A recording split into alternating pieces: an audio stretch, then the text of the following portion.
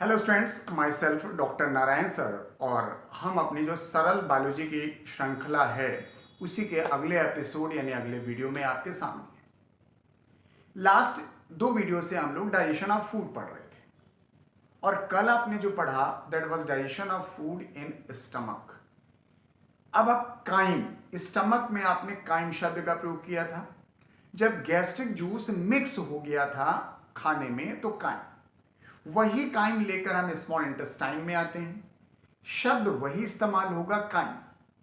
जब स्टमक में आपने गैस्ट्रिक जूस इस्तेमाल किया था तब भी काइम, और स्मॉल इंटेस्टाइन में पहुंचने पर जो आपके डिफरेंट डाइजेस्टिव जूस हैं, स्मॉल इंटेस्टाइन में 3 प्रकार के डाइजेस्टिव जूस हैं, बाइल, पैंक्रियाटिक जूस और इंटेस्टाइनल जूस।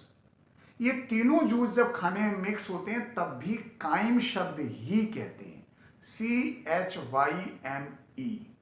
टर्मिनोलॉजी में कोई परिवर्तन नहीं है। तो आज का वीडियो हमारा है digestion of food in the small intestine.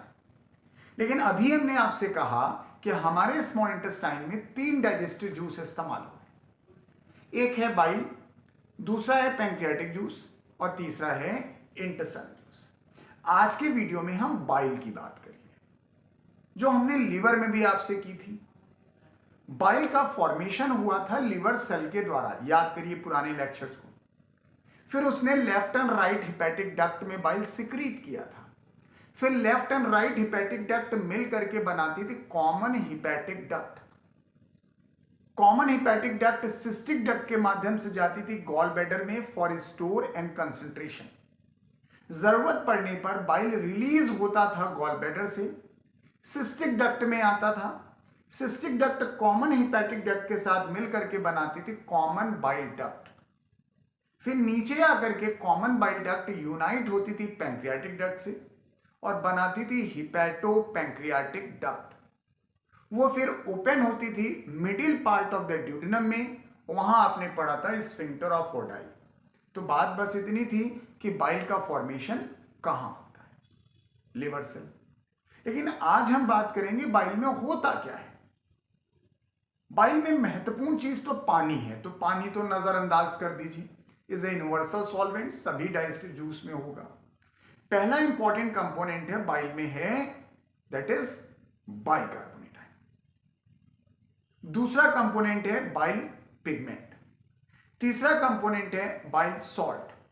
चौथा कंपोनेंट है कोलेस्ट्रॉल और पांचवा कंपोनेंट है फॉस्फोलिपिड्स।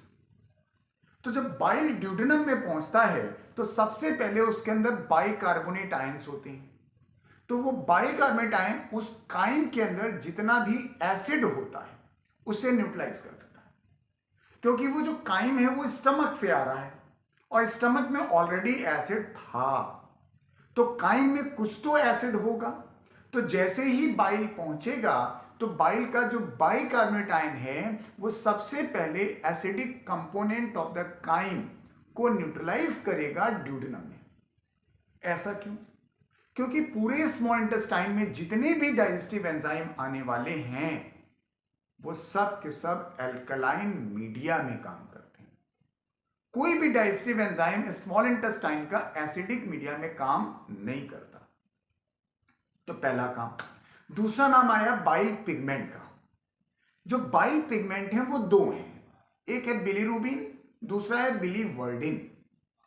ये दोनों बाइल पिगमेंट लिवर सेल के द्वारा बनाए जाते हैं जब हम डेड एंड ओल्ड आरबीसी को तोड़ देते हैं। तो सच्चे मायने में बाइल पिगमेंट का हमारे डाइजेशन में किसी भी प्रकार का रोल नहीं है। There is no digestive role of bile pigment in alimentary canal. It's a waste. ये आरबीसी के टूटने के बाद वेस्ट के फॉर्म में निकलता है।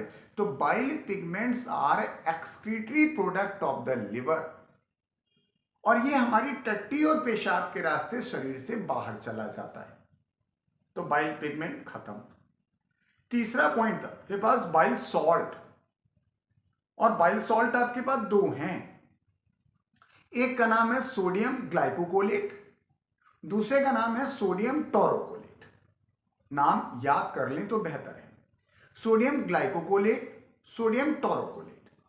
इनका सबसे पहला काम जो बचपन से आप सीख रहे हैं, बचपन मतलब क्लास 7th 8th से, ये फैट पर काम करते हैं और उसको छोटे छोटे पार्ट में तोड़ देते हैं। The term is emulsification. Bile salt का प्राइमरी फंक्शन होता है फैट को छोटे छोटे पार्ट में तोड़ देना, इमल्सिफिकेशन कर देना, that is increases surface area. जितना ज्यादा सरफेस एरिया होगा जब लाइपेजेस आएंगे डाइजेशन करने फैट पर, तो वो बेहतर काम करेंगे। दूसरा एक काम और है बाइल सॉल्ट का, ये लाइपेजेस को एक्टिवेट करता है। ऐसा किताब में लिखा है, गलत नहीं लिखा है, लेकिन इसका मतलब ये नहीं है कि जो लाइपेजेस है वो इनएक्टिव है। नो, इनएक्टिव नहीं है। जो लाइपेजेस काम कर रहे हैं उन्हीं की एक्टिविटी को बढ़ा देता है, एक्ट एज कैटालिस्ट। इसको एक्टिवेटर मत समझिएगा, लेकिन लिखा ऐसे ही क्या है, इट एक्टिवेट्स लाइपेजेस। यानी बाइल सॉल्ट ने फैट का इमल्सिफिकेशन भी कर दिया, लाइपेजेस को इफिशिएंसी बढ़ा दी, एक्टिवेट कर दिया, ताकि फैट का डाइजेशन बेहतर हो जाए। कोलेस्ट्रॉल और फॉस्फोलिपिड के बारे में आपको नहीं पढ़ना है, लेकिन मैं एक पॉइंट जरूर बता दूं, जो ये बाइल सॉल्ट है ये कोलेस्ट्रॉल से ही बनता है। यानी बाइल सॉल्ट जिसे अभी आपने नाम दिया था, काम पढ़ा, ये एक्चुअली कोलेस्ट्रॉल से ही बनता है और कोलेस्ट्रॉल इज ए स्टेरॉइड।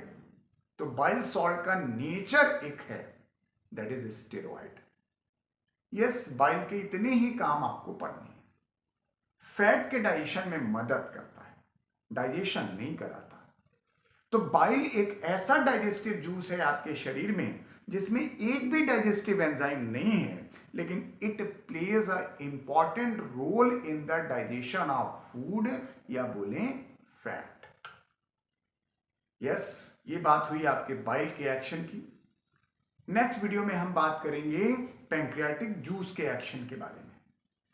जब हमारा वीडियो आप देखें तो इससे पहले या इसके जस्ट बाद अगर संभव हो तो एनसीईआरटी की वो लाइनें पढ़ लें जो मैं आपको अपने इंट्रोडक्टरी पार्ट में ही बता देता हूं, लिख के बता देता हूं। It is taken from which page of the NCERT. Yes, हमें जरूर बताइएगा कमेंट सेक्शन में आके ये हमारी छोटी छोटी जो वीडियो क्लिप्स हैं आपके लिए कितनी मददगार है, क्योंकि वही हमारे लिए एक एनर्जी का काम करती है। Good luck and good day.